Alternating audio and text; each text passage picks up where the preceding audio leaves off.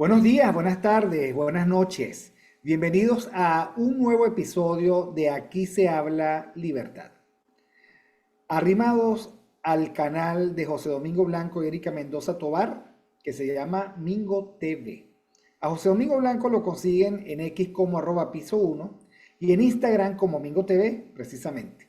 A Erika Mendoza Tobar la consiguen en X como @ementov y en Instagram @ericamentof. Bueno, como siempre contamos con la dirección ejecutiva de Catherine Manzano para este programa que va a salir el 8 de marzo del año 2024, que como todos los viernes hacemos una rica conversación con el profesor Daniel Lajut. Ustedes saben que es el economista y doctor en historia. Y recuerden que él en Twitter, en X, lo consiguen como @Daniel Lahoud, así como lo ven en el cuadrito, Lahoud. Y ustedes saben que recientemente en las redes sociales de la Arquidiócesis de Caracas ha habido un tema nuevo y un tema extraño. Baltasar Porras es una especie de, con todo respeto, digamos, a él le gusta la historia, y ya de eso vamos a hablar con el profesor Laud, pero está muy interesado en que los santos venezolanos sean reconocidos, o sea, incrementar el santoral. Y ustedes saben que en los últimos días, no sé si han visto las redes de la Arquidiócesis de Caracas, hubo una iniciativa de la Arquidiócesis de desenterrar los restos de un sacerdote venezolano caraqueño de apellido Lahoud. Ya vamos a ver, y lo que yo le pregunté al profesor Lahoud era precisamente, oiga, ¿tiene algo que ver con usted? Y oh, sorpresa, su primo segundo. Y entonces, bueno, vamos a dedicar parte de este programa a que un pariente directo del padre Lahoud, que hizo su vida pastoral en Katia. Entonces, para mí tiene una razón más de curiosidad y simpatía. Ustedes saben que yo soy de Katia. Y entonces él, parece que, ya nos contará el profesor Laud, hizo toda su vida o buena parte de su vida pastoral en la Silsa, que es decir, Katia, pues, Katia adentro. Así que bueno, nada, profesor Laud, bienvenido. Buenos días, buenas tardes, buenas noches. Échenos ese cuento tan bueno. Bueno, buenos días, buenas tardes, buenas noches, como dices tú. Bueno, fíjate, es cierto, ¿no? O sea, el padre Pedro Lajú es primo segundo mío, ¿no? Era primo hermano de mi papá. ¿Ok? De hecho, él eh, era familia directa de mi papá, pues era primo hermano, pues, o sea, sus padres eran primos, igual que los abuelos míos eran primos. ¿Ok? Y bueno, y Pedro nació en Caracas, ¿ok? Aproximadamente en los mismos años en que mi papá nació. ¿Ok? Este, Vivió toda su vida aquí en Venezuela. ¿Ok? Él era un comerciante, inicialmente era un comerciante. Tenía una, una mueblería, eso era lo que tenía él. ¿Ok? Y bueno, y un buen día, él es un sacerdote de vocación tardía, ¿no? O sea, de O estos sea, tenía sacerdotes su mueblería en Katia, de esas mueblerías que uno hablaba, la mueblería de los árabes, en que, Katia, una de esas mueblerías, que cierto, además los árabes son, para el caso de los venezolanos que para la época no estaban muy bancarizados, era el único crédito con el que contaban. Y yo digo que los muebles nuestros de la casa, mi mamá tenía el mejor crédito con los árabes de Katia. Y toda esa lógica de muebles a crédito, etcétera, duró hasta el infausto día del Caracazo, donde la que irracionalidad incendió en Katia las mueblerías y desapareció esa experiencia. Bueno, entonces el padre Pedro Lahoud primero fue comerciante. sí, fue un comerciante, igual que casi toda la familia mía, pues, o sea, era gente que se dedicó al comercio, ¿no? Y bueno, nosotros somos de una familia muy católica, ¿no? O sea, papá nos crió con mucho fervor católico. ¿Ok? Yo siempre comento una anécdota de papá, ¿no? Ahora que estamos en Cuaresma, ¿no? Mi viejo era muy aficionado a tomar whisky. ¿Ok? Y él los días, el miércoles de ceniza, paraba de tomar whisky. ¿Ok? Y su sacrificio durante toda la Cuaresma era que él no tomaba ni una gota de licor hasta el día de resurrección. Y yo tengo una anécdota muy simpática con respecto a eso, ¿no? Papá ponía la botella de whisky en medio de la mesa y nos decía, bueno, vámonos para misa, ¿ok? Porque nos íbamos a la misa del Gallo, nosotros vivíamos en el centro y íbamos a la iglesia Santa Teresa a oír misa, ¿ok? Pero en aquella época se oía misa a las 12 de la noche, ¿ok? Nosotros regresábamos a casa cerca de la 1 de la mañana, ¿ok? Y el viejo se servía su primer vaso de whisky después de la Cuaresma y ahí volvía otra vez a tomar de manera normal, ¿no? Pero papá hacía ese sacrificio, pasaba los 47 días los 40 días de la Cuaresma y los 7 días de la Semana Santa sin tomar Que una gota. sepa caramba, es un gran sacrificio. O sea, si era su único gusto, pues, ¿no? Y no Es era como decir, dejar de fumar, ¿no? También, ¿no? era el único, vamos a decirle, vicio que tenía papá, porque papá había dejado de fumar, papá casi no tomaba café. Lo único que él tomaba era de tanto en tanto una botella de whisky, no un vaso de whisky. ¿No? Claro. Papá nunca fue un hombre bebedor así, empedernido, ni borrachín, ni nada por el estilo, pero tenía ese gusto, ¿no? ¿Ok? Entonces, bueno, así nosotros fuimos criados muy católicos, pues el viejo nos enseñó a ser muy católicos y así lo enseñaron a ellos sus abuelos y así a Pedro también, ¿no?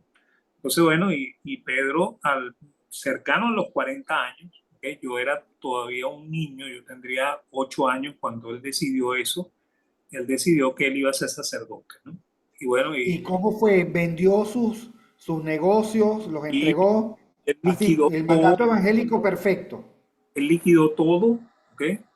Y entró al seminario, ¿ok? Y estudió Y no, su... no tenía, no, nunca, o sea, no tuvo esposa, nunca se casó antes No, de eso. nunca. Y tampoco tuvo ningún escándalo por ahí, ¿no? O sea, fue un hombre muy recto, ¿ok? Como te digo, a los 40 años aproximadamente, yo calculo que son 40, ¿ok? Porque papá tenía también 40 en esa época cuando él decide hacerse sacerdote. Papá me dijo una vez que creo que ellos habían nacido el mismo año, ¿ok?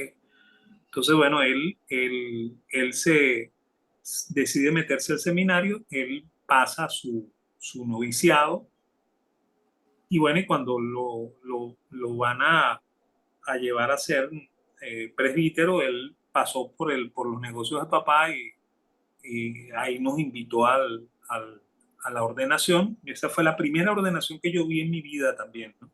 A mí me sorprendió muchísimo, ¿ok? Porque yo nunca había visto todo el ritual, ¿no? Que se echan al piso y cosas por el estilo, ¿no? Yo nunca había visto eso, a mí me sorprendió mucho. Eso fue él se ordenó en la catedral, ¿ok? Y bueno, y ahí comenzó su vida de sacerdote, ¿no? Y bueno, y la iglesia o el arzobispado decidió que él iba a ser el párroco de la iglesia de La Silsa, que la Silsa era un barrio relativamente pobre de Catia, que queda en la confluencia entre San Martín y Catia, y Es casi, una casi, subida con curvas, sí, virtualmente. Es una sí, subida con curvas con casas de construcción popular, digamos, con casas de barrio de lado sí, y lado.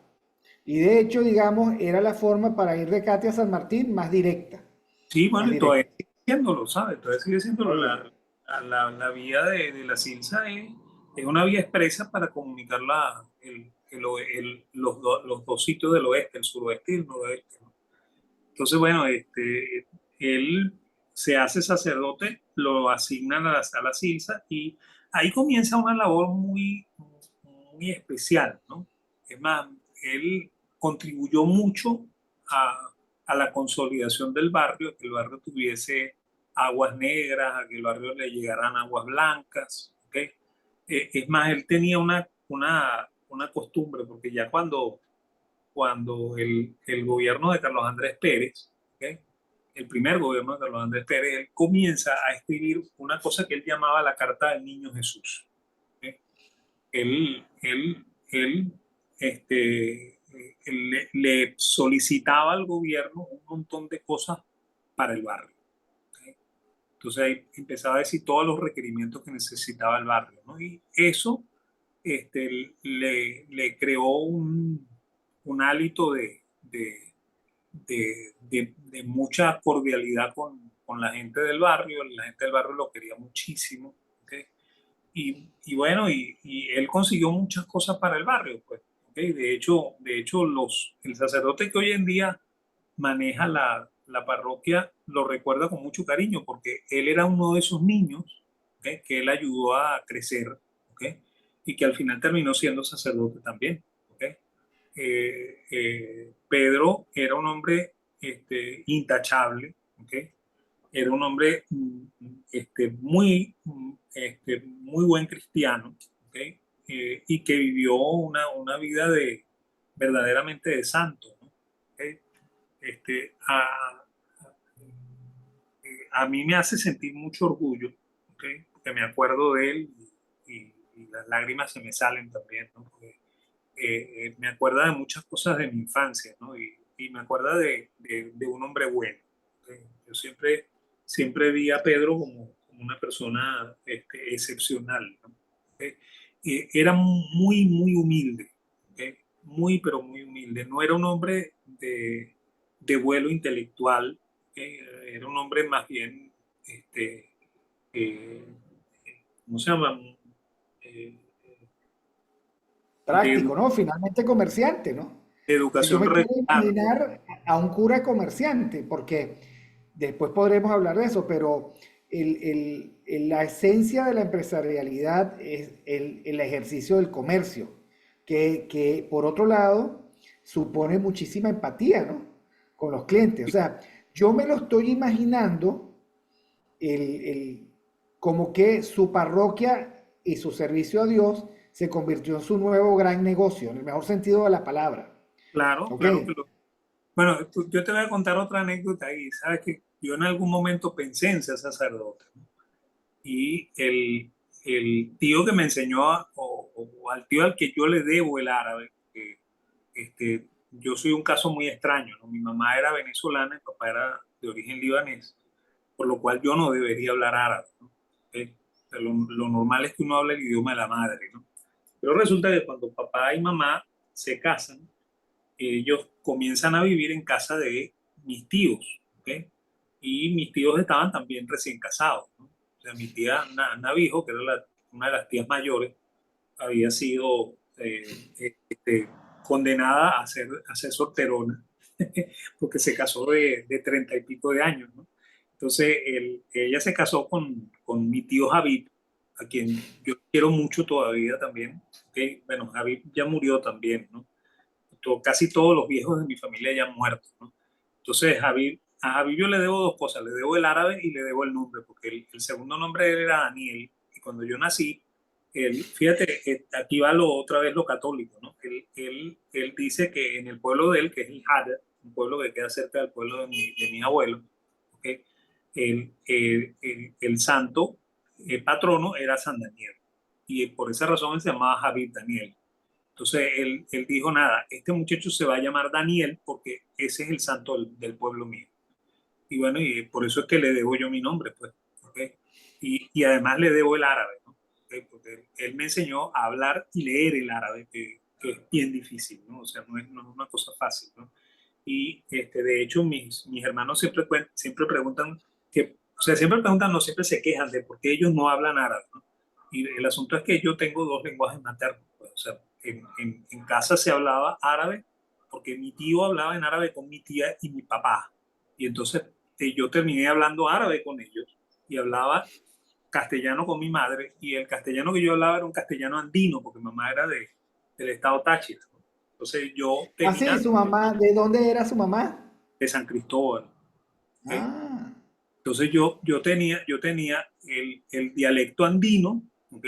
Y el árabe del norte del Líbano, bueno, eso lo compartimos entonces, porque mi madre también es andina del páramo El Zumbador en la Ullamara, o sea, más allá de Cordero, entre Cordero y el Cobre. bueno, yo conozco eso, porque yo pasaba mucho tiempo de mi infancia también en los Andes, ¿no? Pero Ya. bueno, y yo hablaba castellano como un andino. Además, cuando yo llegué al colegio, lo primero que la maestra me dijo a mí es, tú eres gocho. Y yo en Así mi es. vida he oído la palabra gocho. Se lo comenté a mi madre y mi madre armó un zafarrancho ahí en el colegio porque habían llamado a su hijo gocho. ¿Ok? Claro, porque hay que recordar, ya a lo mejor no hay memoria histórica de eso, En esa época, pero hasta los 70, 80 del siglo pasado, gocho era una forma de insultar a los despectivo muy andinos. feo. ¿Ok? Un despectivo muy, no, y los tachirenses lo sienten lo sentían en el alma, pues por eso es que mi Sí, mamá sí. se sobraba, ¿no? Pero bueno, yo aprendí a hablar el árabe, ¿no? Y de hecho a mí me pasó una cosa también muy curiosa, ¿no? El año antes pasado yo fui el tutor de una alumna también de origen libanés, ¿no? Y ella pensaba que yo no hablaba el árabe. A ella le dijo, no, yo creo que el profesor Lajú no habla árabe, le dice a su madre, ¿no? Entonces, ellos estaban presentando su tesis y la mamá trajo unas comidas árabes, no trajo dulces, pero sí trajo comidas saladas árabes. Y entonces yo dije, ¡opa! Y entonces yo llamé al pan con satar, que lo llamé por su nombre, y la señora me dice, ah, pero usted lo pronuncia muy bien, ah, Dios árabe, me dije yo, o sea, que yo hablo en árabe, ¿no? Y entonces la mujer quedó más sorprendida porque dice, usted habla como si fuera de mi pueblo, me dice. Entonces yo le digo, ¿de qué pueblo es usted? Y entonces me dijo que era del pueblo de al lado del pueblo de mis abuelos. Y yo le dije, bueno, mi abuelo era de Sebal, que queda al lado del pueblo suyo, ¿no? Y entonces ella me dice, ¿y usted ha ido para el Líbano? Le digo, no, yo conozco el Líbano con los ojos de mi papá, le dije yo. Porque papá me contaba todas esas anécdotas y yo tengo en la memoria hasta la situación geográfica de los pueblos, porque como si yo hubiese vivido allá. ¿Ok? Pero bueno, y Pedro igualito hablaba árabe y Y castellano. Pedro, por lo tanto, el padre Pedro Laúd, su primo segundo, también tenía, a ver, ese cosmos árabe, pues, ¿no? Había nacido en Venezuela, nunca se de Venezuela, era comerciante los primeros 40 años de su vida, digamos, y los primeros tal vez 20 de su vida adulta, aunque en esa época uno era adulto más temprano, ¿no? Como desde los 15, ¿ok? Sí, claro, claro, a los Y 15 ya estaban trabajando. ¿Ok? era un Importante. comerciante árabe que recibe, digamos, el llamado al sacerdocio, que es lo que llaman vocaciones tardías. Por cierto que uno de los obispos de Caracas, uno de los obispos auxiliares, el nombre no lo recuerdo, que es el que sufrió quemaduras en un accidente, etcétera, él, digamos, también es de vocación tardía y por lo tanto un gran promotor de las vocaciones tardías, etcétera, ¿no? Porque Claro. él, digamos, después de la circunstancia de su enfermedad, de su accidente, que parece que se quemó buena parte del cuerpo, etcétera. Bueno, él dedicó, como se salvó, se dedicó a prestarle servicio a los quemados, etcétera. Lo nombran diácono y él se conformó con ser diácono, no quería ir a más. Y sucede que, bueno, ahorita es obispo auxiliar de Caracas. Me parece un obispo muy inteligente. Entonces, bueno, su hermano, él recibe el llamado a su vocación, se ordena sacerdote. ¿Y cómo es, digamos, él muere cuándo y cómo cree usted que, que traspasó las fronteras del anonimato, ¿no? O sea, una santidad humilde, probablemente era un cura, era un sacerdote diocesano, o sea, no era de una orden, bueno, en el silencio de la gestión de la gestión de las virtudes día a día, ¿no? ¿Cómo es que se despliega hacia los caminos de la santidad reconocida? Bueno, por lo que te estaba diciendo, pues, o sea, él, él hacía esta cartica del Niño Jesús y procuraba durante el año que el gobierno cumpliera con la cartica del Niño Jesús, ¿no? De esa manera, él contribuyó mucho a la consolidación del barrio. Es más, se la pasaba pidiendo cemento para arreglar las casas, se la pasaba pidiendo ladrillos, se la pasaba pidiendo asfaltar las calles, ¿ok? Preocupado por la escuela del barrio y cosas por el estilo, ¿ok? Y bueno, eso creó una huella muy fuerte en la población del barrio, ¿ok?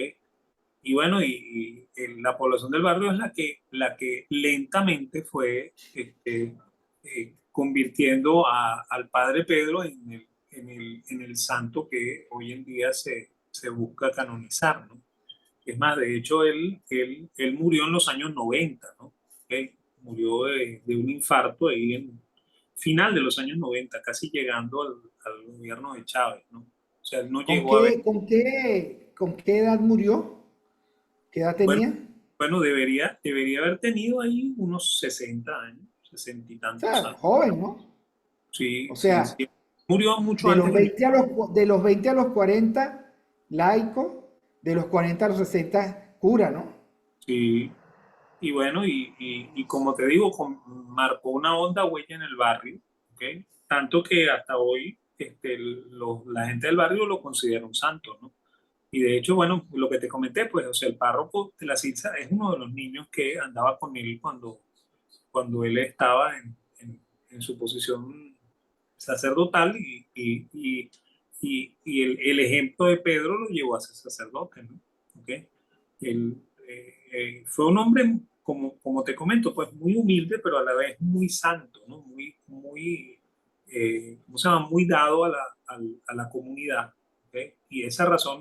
Por esa razón es que el arzobispado está muy interesado en exaltar las virtudes del padre Pedro, ¿no?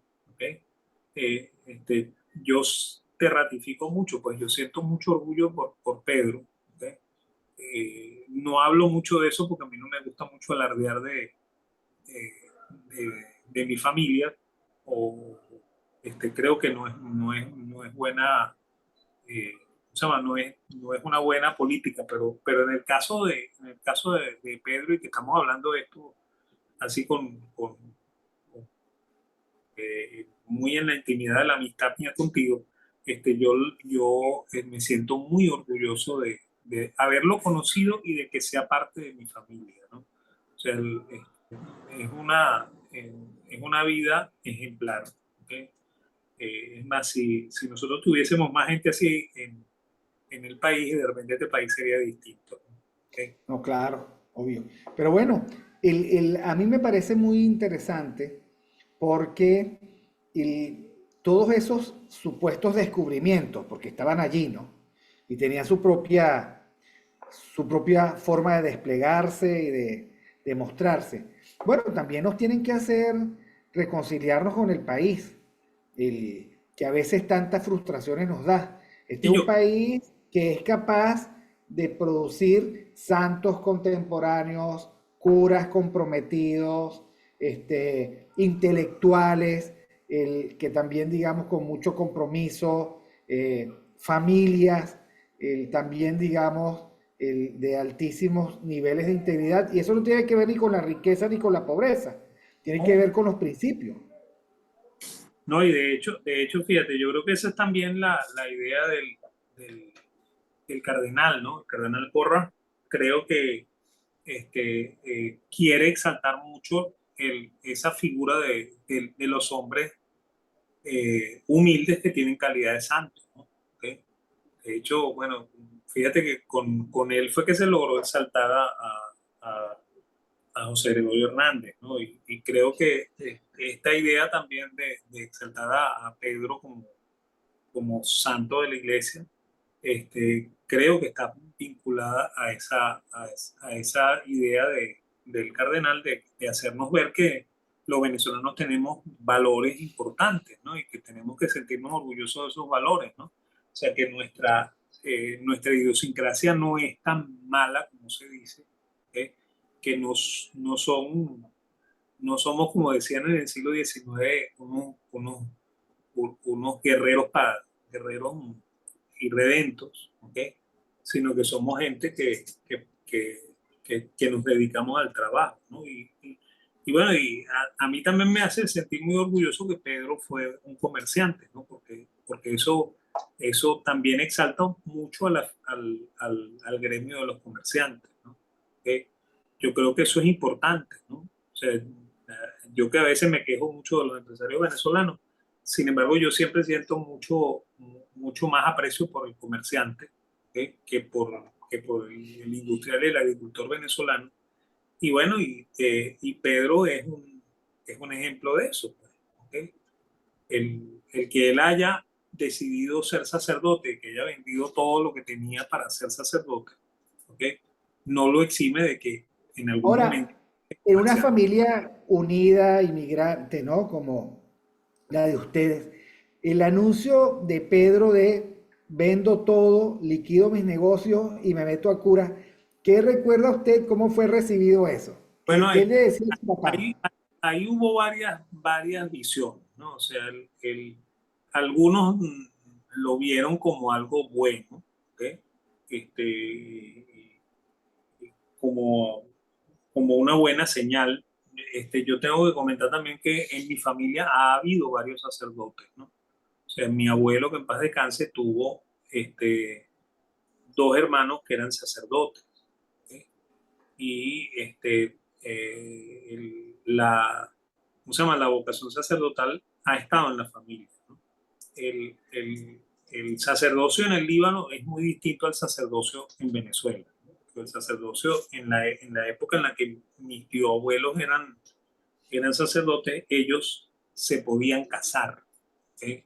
Porque la iglesia maronita, que es la iglesia católica libanesa, que permitía el matrimonio sacerdotal. O sea, nosotros, los libaneses católicos, no estaban adscritos a Roma, ¿ok?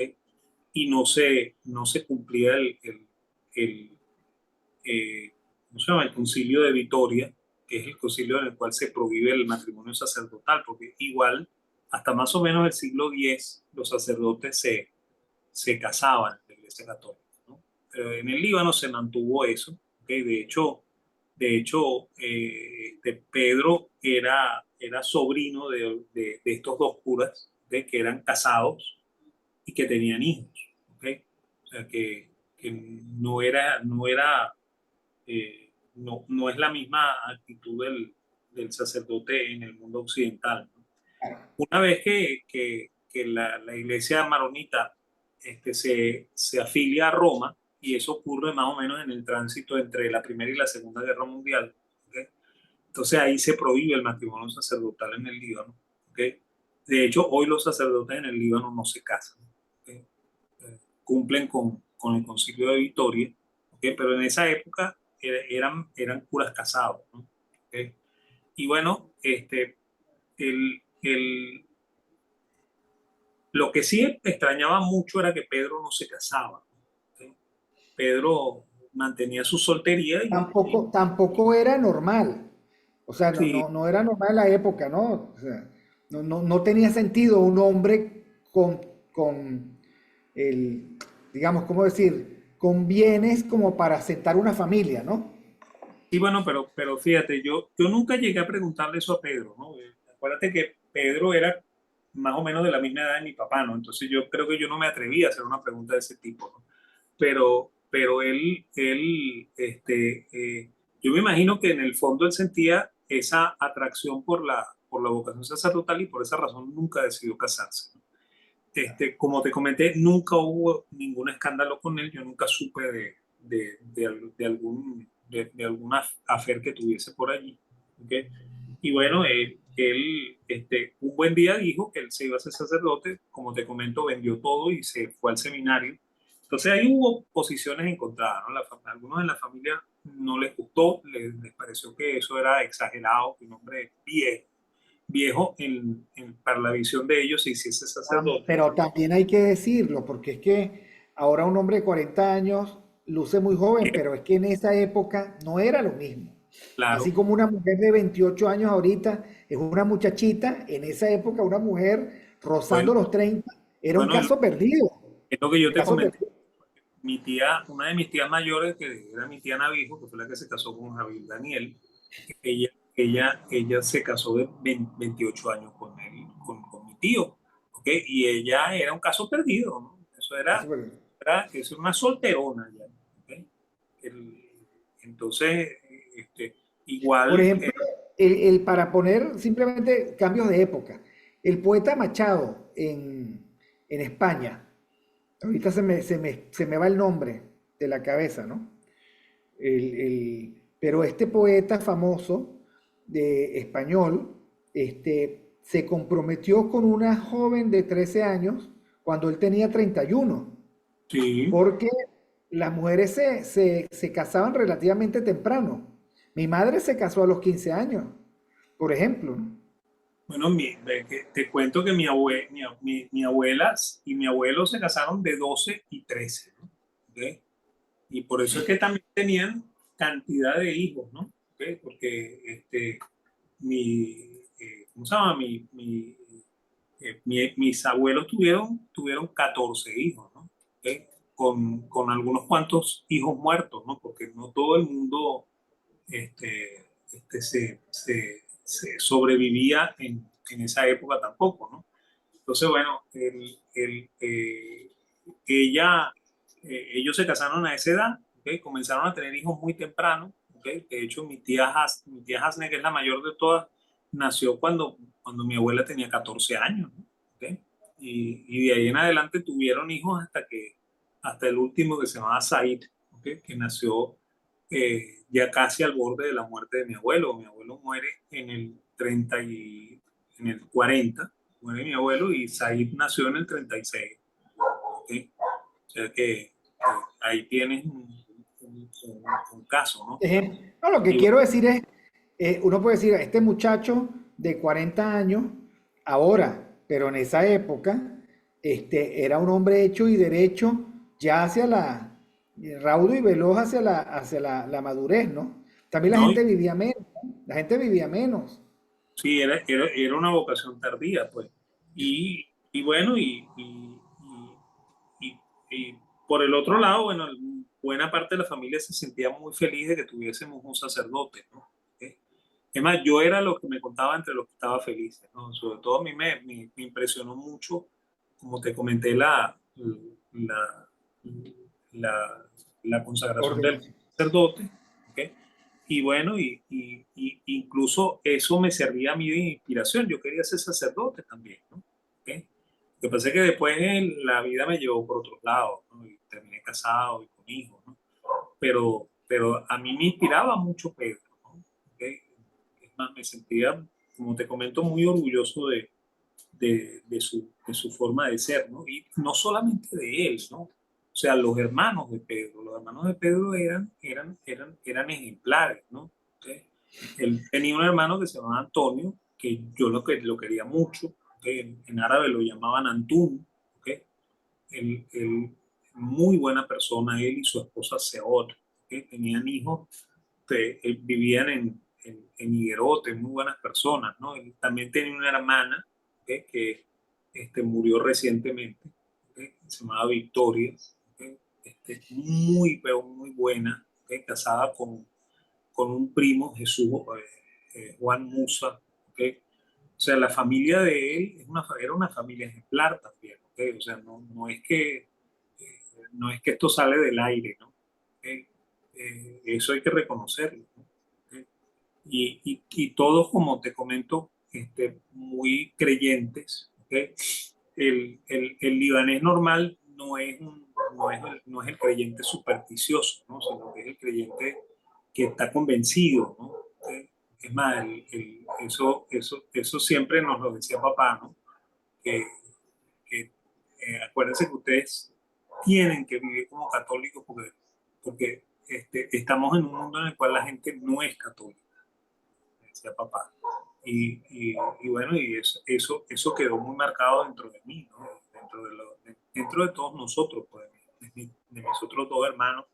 Y igual pasó con los primos, ¿no? ¿Ok? Nosotros somos eh, este, todos una familia muy, con principios morales muy fuertes, ¿no? ¿Ok? Es más, yo a veces cuando comento que yo tengo 40 años casado con mi mujer, este, la gente a veces se sorprende. Seguro, no tienes otro, no tienes, o sea, no es el segundo matrimonio, ni no, yo tengo 40 años casado con mi mujer, pues, ¿ok? Y jamás he pensado en otra cosa, ¿no? ¿Ok?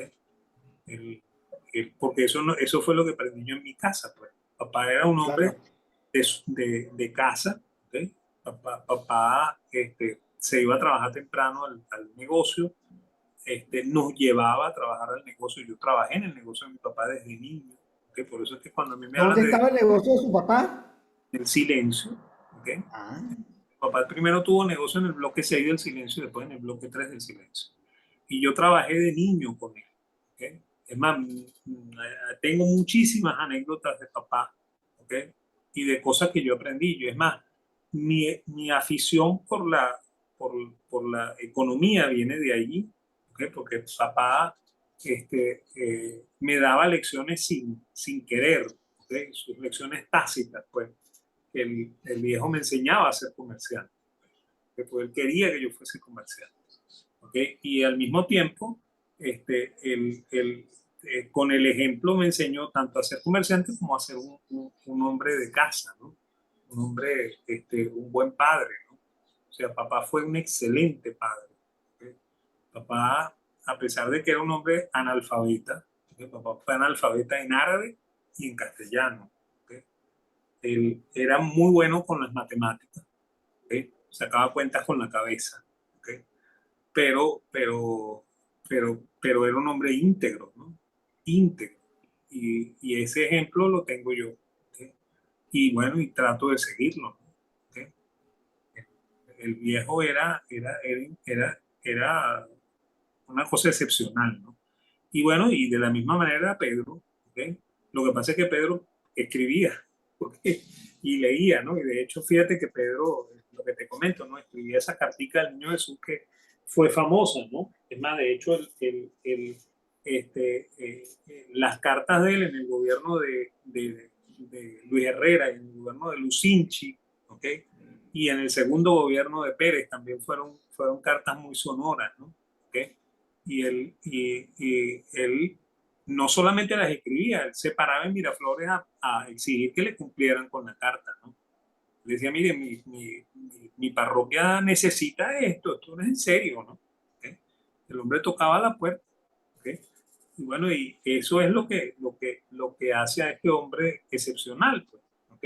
Y por eso es que la iglesia está interesada y de las cartas se conserva ese acervo documental. bueno, yo me imagino, porque él las publicaba en el Últimas Noticias, ¿sabes? Esas cartas Ah, salían publicadas en el Últimas Noticias en el mundo, ¿no? O sea, que eran difundidas, ¿no? Yo no sé, él como que tenía sus contactos en Últimas Noticias, que como eso quedaba por ahí también por el centro, entonces claro, quedaba en el Panteón, la cadena Capriles, ¿no? yo me imagino que él llevaba su carta y en diciembre la entregaba y Última Noticias la publicaba, ¿no? Y entonces él se iba con eso a Miraflores a exigir que le cumplieran con sus peticiones, ¿no? ¿Ok? Sobre todo porque él decía que esas peticiones no eran para él, sino que eran para el barrio, ¿no? ¿Ok? Claro, claro. Y bueno, y eso marcó mucho el tránsito de él como párroco en la Silsa, ¿no? ¿Ok? Por eso es que Solo estuvo toda su vida en la Silsa, toda su sí, vida pastoral. toda su vida sacerdotal. ¿Ok? Bueno, y su vida de comerciante la tuvo en Katia, ¿no? ¿Ok? Claro. Por los dos lados, ¿no? ¿Ok? Pero bueno, y bueno, este, eh, como te comento, pues, ¿ok? Es más, todos los primos tenemos muchísimo orgullo por él, ¿ok? Y estamos muy a la expectativa de lo que pase en, en esa, ¿cómo se llama? Con toda la gestión para tratar de convertirlo en santo, ¿no? Y la arquidiócesis se ha comunicado con ustedes, ha tratado de Sí, sí, indagar, y bueno, porque fíjate, tiene que haber alguien encargado de la causa, ¿no?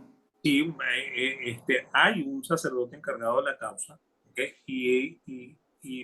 Y por el lado de la familia, una de nuestras primas, ¿ok? Que es hija de esta señora Victoria que te comenté, ¿ok?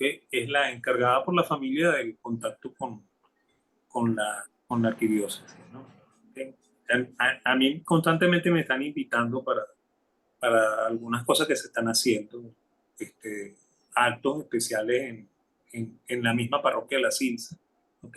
O en la catedral en relación a Pedro. Claro, porque Y ahorita acaban de desenterrar el cuerpo, yo sin saber me comunicaba con Alexander Campos, mira Alexander, esto, y él me decía, este es el procedimiento, ten paciencia, etcétera, ¿no? Y, y bueno, ellos están adelantando la primera etapa, ¿no? La primera y etapa de ese proceso. Y que ahorita ya es venerable, ya es, ¿cuál es en qué escalón está? no, él está en el escalón del venerable todavía, ¿no? No ha sido pasado a beato, ¿no? ¿Ok? Claro, Imagino que eso vendrá en camino, ¿no? ¿Ok? claro. Y el Pero barrio, en el barrio le tienen mucha fe. claro, ¿no? Y la gente está muy interesada también en que lo hagan santo, porque él efectivamente se portó muy bien con ellos y todos tienen muy buenos recuerdos de él. O sea, me imagino que los más viejos del barrio se acuerdan de él. Y bueno, y los que eran muchachitos también y que crecieron a la sombra de él, Bueno, ¿no? claro, porque el párroco actual fue, digamos, pupilo, de Fue alguna de los manera. muchachitos que estaban por ahí alrededor de él, ¿no? Claro. Bueno, qué interesante, la verdad es que enhorabuena el poder tener de primera mano la referencia de un santo que para mí tiene varios atractivos. Primero, que es un santo de Katia, o Y sea, hizo su vida en Katia, fue comerciante en Katia, quién sabe, a lo mejor yo lo conocí, ¿no? Y luego hizo su vida en Katia, su vida como sacerdote. Así que eso resulta ser muy interesante. Entonces ya saben que el padre Pedro Lajut es primo segundo de nuestro querido profesor Daniel Lajut. Y bueno, seguiremos estando pendientes de eso. Ahora, pasando la página, hay un tema que conversamos en off, una afirmación. El empresario no se hace, nace. Y por lo tanto, digamos, esos esfuerzos de obligar a la empresarialidad, programas crea un empresario, etcétera, etcétera, tienen su techo. Uno puede dar herramientas, por ejemplo, uno dice, bueno, el empresario debe saber de contabilidad, uno le da contabilidad a la gente, uno le da dirección, liderazgo, etcétera, pero todos esos conocimientos, por alguna razón, no garantizan que salga de allí un empresario. ¿Cuál es la opinión que usted puede darnos al respecto? no, la función empresarial es una cosa que se aprende haciendo. O sea, no se aprende en el IESA, por No, ejemplo. Estoy no, poniendo un ejemplo. Ni en la ni, católica, ni en la central, ni... ni en ninguna universidad. Es más, de hecho, fíjate tú, hay una cosa muy anecdótica, ¿no? Si vamos aquí a Venezuela, ¿ok? El señor Eugenio Mendoza nunca estudió nada, ¿ok? Es más, de hecho, era famoso don Pedro Graces, ¿ok? Porque después que don Eugenio Mendoza hizo fortuna, ¿ok? Logró consolidar un- todo el grupo de empresas Mendoza. Él tuvo una relación muy estrecha con Pedro Graces para que Pedro Graces lo enseñase, ¿ok? Para que él cubriera lo que él nunca aprendió porque nunca fue a la escuela, ¿no? ¿Ok? Entonces, esa es una cosa que hay que tomar en cuenta como ejemplo, ¿no? El otro empresario que yo quizá lo pondría muy por encima de muchos empresarios en Venezuela es don Enrique Pérez Dupuy. ¿Okay? Don Enrique fue el fundador del Banco Venezolano de Crédito, el fundador de una empresa que se llama Seguro Fénix, ¿okay? El fundador de un montón de empresas. ¿Okay? Y ese hombre lo único que tenía era un bachillerato. ¿Okay? Es más, su papá, que era un comerciante del siglo XIX, que tenía una empresa que se llamaba J. A. Pérez y compañía, ¿okay? Lo envió junto con su hermano menor a Europa y Enrique Pérez Dupuy pasó su adolescencia, porque llegó a Europa a los 11, 12 años, ¿okay? La pasó primero en Inglaterra, en Escocia más específicamente, ¿okay? Después fue a Alemania, ¿okay? Y después fue a Francia. ¿Okay? Y en los tres lugares estuvo en academias, ¿okay? Que eran equivalentes a un bachillerato en la educación nuestra, ¿no? Él nunca hizo carrera universitaria, sin embargo, fíjate, montó una gran cantidad de empresas, ¿okay? Y era un excelente comerciante y después un excelente banquero. ¿Okay? Casi todos los comerciantes en el siglo XIX eran producto de eso, ¿no? Una educación muy básica, ¿okay? Algunos ni siquiera educación. ¿Okay? Una necesidad de hacer bueno, algo de intuición, ¿no? O sea, a Claro, ver, o corres o te encaramas, ¿no? Ese es más o menos y, el espacio de los empresarios, ¿no? y si nos venimos más acá también, ¿no? ¿Okay? Yo no estoy muy claro del señor Elon Musk, ¿okay? Y pero puedo hablar por el caso de Bill Gates y de Steve Jobs, ¿no? Steve Jobs no estudió absolutamente nada. No ¿Okay? era pésimo, además, estudiante. Y Bill Gates también. ¿Okay? Bill Gates sí estudió, ¿okay? Logró obtener un título universitario, pero un título universitario muy mediocre, ¿no? Es más, de hecho, sus profesores se lo dijeron, ¿no? Que él no iba a tener ningún éxito en la vida, ¿no? Y fíjate lo que hizo con su vida, ¿no? Entonces, eso también te dice a ti que no necesariamente el buen alumno es el que termina siendo el empresario, ¿no? Normalmente el buen alumno termina siendo el buen gerente del empresario. ¿Okay? Eso es lo que normalmente pasa, ¿no? Y nuestras universidades, y no solamente nuestras universidades, todas las universidades en el mundo preparan, son gerentes. ¿Okay? Eso es lo que prepara una universidad. Por eso es que para ser empresario hay que poner un, un, un, un plus, ¿okay? Una condición adicional, que probablemente es, como dices tú, innata. ¿Okay? Yo, yo creo que es innata en todos los seres humanos. ¿Okay? O sea, yo creo que todos los seres humanos tienen la potencialidad de serlo. ¿Okay? Porque es una condición del ser humano, ¿no? Yo bromeo con los alumnos en clase con esto. Yo les digo a ellos, miren, a los monos, ¿okay? A los chimpancés les encanta comer nueces. ¿Okay? Y les cuesta muchísimo, ¿no? Porque la mamá del chimpancé bebé golpea la nuez con una piedra y sabe cómo golpearla de manera tal de no aplastarla. ¿Okay? Y después, con mucho cuidado, ella, con esas manos toscas que tiene, que no son como las manos humanas, saca la nuez del cascarón y se la da al bebé chimpancé. Y el bebé chimpancé prueba esa delicia que es para ellos la nuez. ¿Okay? Y bueno, luego cuando la mamá lo desteta, ¿okay? Y más nunca le da nueces, entonces él va a tratar de aprender a romper nueces y va a fracasar inmensamente en el intento. El chimpancé se parece mucho a nosotros en la condición del pensar, ¿okay? Y él termina por aprender cómo se le golpea a la nuez para que no se aplaste, ¿okay? Porque él añora esa delicia. ¿Okay? Sin embargo, nosotros nunca podríamos ver a un chimpancé empaquetando nueces y vendiéndolas. ¿Okay? Porque él no tiene esa habilidad es humana. ¿Okay? Entonces, la habilidad del empresario es esa, ¿no? Es darse cuenta de que a estos chimpancés les gustan las nueces y se las voy a vender. ¿Okay? Es así. Eso es lo que hace el empresario. ¿Okay? Y bueno, y para llegar a eso, uno tiene que tener una cierta suspicacia, ¿no? Que Kirchner la llamaba perspicacia, ¿ok? O sea, que es darse cuenta de que hay una actividad que puede ser lucrativa, ¿ok? Claro, y apuestan a esa actividad.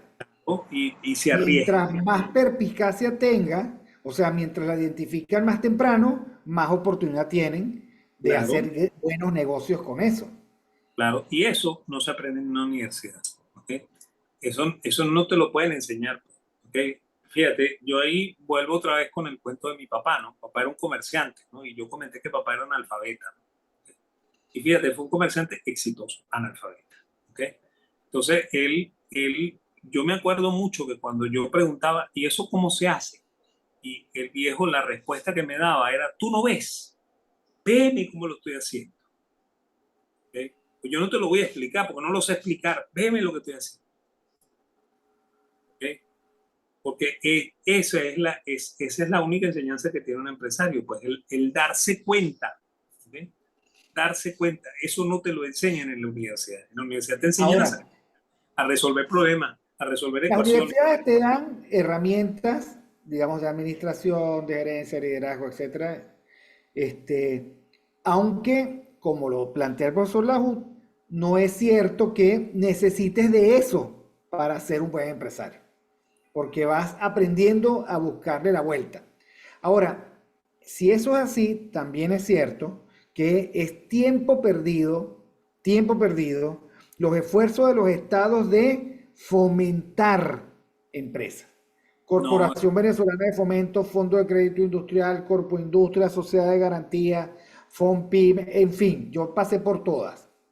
bueno, fíjate, Este, ajá, más bien provocan antiempresarios, construyen gestores del crédito barato, empresarios, dirían algunos, pero no empresarios. sí, bueno, fíjate tú, volviendo a don Enrique Pérez Dupuy, ¿no? Don Enrique Pérez Dupuy escribió 19 libros en los cuales él habla de la situación de Venezuela, ¿no? De los diferentes problemas económicos, sociales, políticos que tiene Venezuela, ¿ok?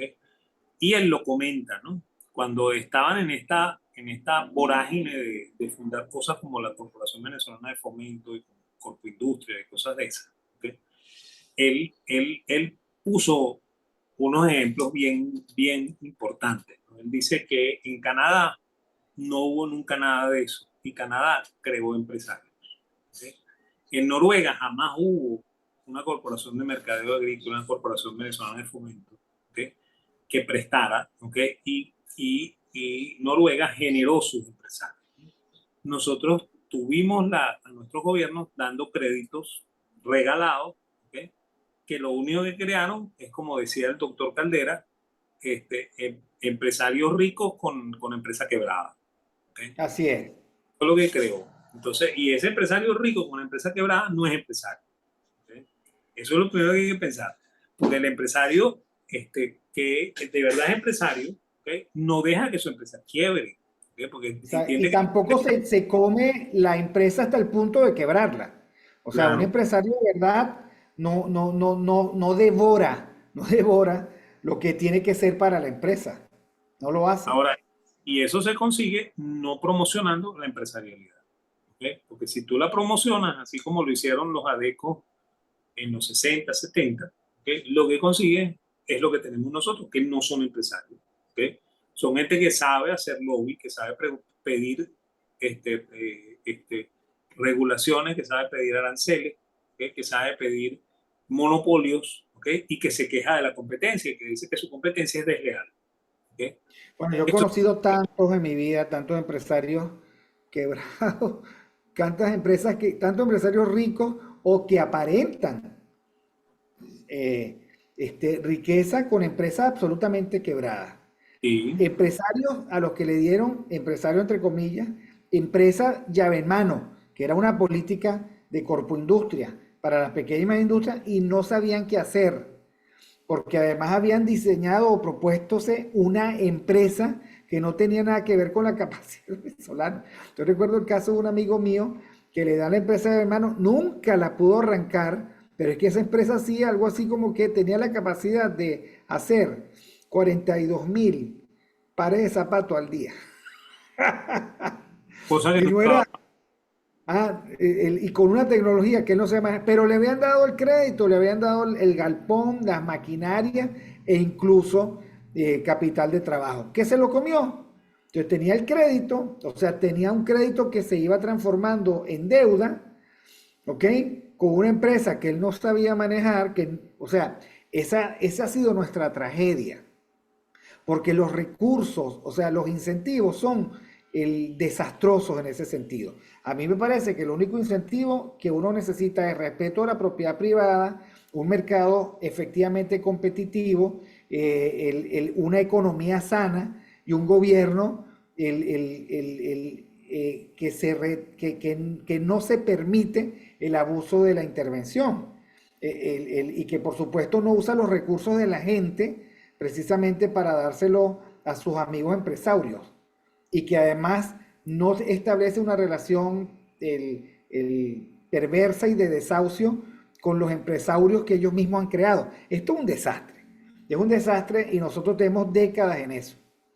Bueno, y te falta una, ¿no? Te falta añadir bajos impuestos, ¿no? Que es una cosa que Así nosotros. es, que a eso dedicamos la semana pasada buena Y eso, parte del programa. eso es fundamental para poder para poder tener empresarios. ¿Ok? Y bueno, y como dices tú, pues, o sea, no dando créditos, ¿ok? No dando ese tipo de incentivos, sino provocando que el empresario sienta que hay una cierta estabilidad, ¿ok? Y que él se pueda meter en ese negocio arriesgando su capital, ¿ok? Porque eso es lo que es un empresario, el que arriesga el capital, ¿ok? No el que le dan todas las ventajas, pues, ¿ok? Porque el que le dan todas las. Sí, definitivamente. Ahora, por eso es que yo siempre tengo muchísimo respeto por los empresarios de puerta de calle, ¿no? Yo los llamo así. O sea, el empresario del silencio, el empresario que abre su Santa María y que se enfrenta a la calle, incluso sin ninguna, a ver, sin el soporte de la tecnología de un centro comercial, pues, que tampoco está mal. Pero esos empresarios que lidian con el día, que lidian con el día. Sí, Eso tiene una inmensa capacidad empresarial que hay que reconocer, que no hay que despreciar y que habría que respetar, porque no hay forma de fomentarlo, sino como nosotros lo hicimos. Pero claro, a ese pobre empresario, con inseguridad en las calles, con policías transformados en extorsionadores, con las bandas, además, el que se cruzan la ciudad y se la apropian, además con los altos impuestos, con unos tribunales del trabajo absolutamente desajustados y desequilibrados, bueno, tampoco hay que pedirles milagros, se van, dejan claro, eso y se van por otro lado. claro, ¿no? Abandonan el trabajo y se van, incluso se van del país, pues. Se dan cuenta de que en este país es inviable su actividad, pues. Miren, hablando del comerciante, el, el- yo estoy aquí en Panamá, usted sabe, y un día me dicen mis compañeros de trabajo, vamos a comer, bueno, pero yo quiero comer comida española, ¿sabes? Porque eso era lo que me provocaba. Y entonces yo busco en alguna aplicación restaurantes españoles. Entonces me sale uno que se llama Casa Alejandro. Y yo digo, este es porque es cerca, podemos ir a pie. Y entro al restaurante lleno, lleno, lleno, lleno, full. Cualquier día X. Y yo me siento, yo pido estar donde está el aire, porque aquí el calor y la humedad tienen lo suyo. Y entonces me siento cerca de la cocina, que era la única mesa que había. Y cuando veo al chef, yo digo, este lo conozco yo. Este tipo lo conozco yo. Pero claro, yo tampoco tengo, digamos, tenía la certeza, pero no la seguridad, no tenía el dato en la cabeza. Y entonces yo dije, yo a este lo conozco, yo le voy a preguntar. Y me paro y dije, mire, con mucho respeto, ¿usted acaso tuvo restaurantes en Venezuela? Sí, tres. Y entonces, claro, usted tenía un restaurante en Boleíta Norte, en uno de los callejones, frente al restaurante El Forno, que tuvo en los 90 Sí, muchísima, esa zona uno iba a comer. No, bueno, es que usted conoce a mi suegro, etcétera. Por supuesto no recordaba a nadie. Pero bueno, él tuvo que cerrar en Venezuela, no uno, sino tres restaurantes. Y yo sí supe de repente, porque nosotros vivíamos en el Marqués y de alguna manera estábamos en la zona, pues, ¿no? De un día para otro cerró. Bueno, aquí es, digamos, la tapa del frasco claro, y es próspero. Bueno, cuando no hay las condiciones, se van claro. a crear riqueza y a trabajar en otro lado. Bueno, aquí es muy próspero el amigo que tenía el restaurante, los restaurantes en Boleíta. Los restaurantes en Boleíta. Bueno, y fíjate, si echamos el cuento de cómo son las condiciones en Panamá, nos damos cuenta de que ellos tienen estabilidad monetaria, tienen pocas regulaciones, ¿ok? Sus gobiernos no se meten en los negocios, ¿ok? No tienen fiscalización así leonina como en Venezuela, ¿ok? Y claro, ahí prospera la empresarialidad y prospera el Y cuando comercio. se les ha ocurrido, han generado, porque también he visto, cuando se le ha ocurrido a un alcalde, los impuestos, las aceras, la seguridad y no sé qué, cuadras completas de establecimientos abandonados. Claro, Porque entonces lo único que tienen que hacer los gobiernos es arar la tierra. O sea, generar buena tierra para que florezca la empresarialidad. Es lo único que tienen que hacer y no lo hacen algunos. No lo hacen. Y esa es la tragedia de algunas épocas de nuestros países. Eso es verdaderamente lo trágico. Pero bueno, no agotemos el tema de la empresarialidad. Yo creo que de eso tendremos que seguir hablando, profesor Laud. Ya se nos acabó el tiempo. Muy feliz. Bueno, me contento mucho por usted y por su familia. Y la maravillosa noticia del reconocimiento digamos, del descubrimiento, no sería, no sé qué palabra es, pero la iglesia declara al santo al que es santo. O sea, no lo hace santo. Declara y reconoce la virtud de la gente que ha tenido virtudes. Y bueno, en eso están, en esos bienaventurados que dieron ejemplo de humildad y compromiso en Catia, que es mi parroquia donde yo nací. Está el padre Pedro Laud y yo me congratulo mucho con ustedes. Entiendo, digamos, la inmensa felicidad que eso debe provocar. Y bueno, y desde aquí a usted y a toda su familia, un cálido y fraternal abrazo. A todos los demás, por favor, suscríbanse al canal, denle like al programa, difundan este tipo de programas y nos vemos en una próxima oportunidad. Saludos, profesor. Nos eso vemos el es, próximo viernes. eso es.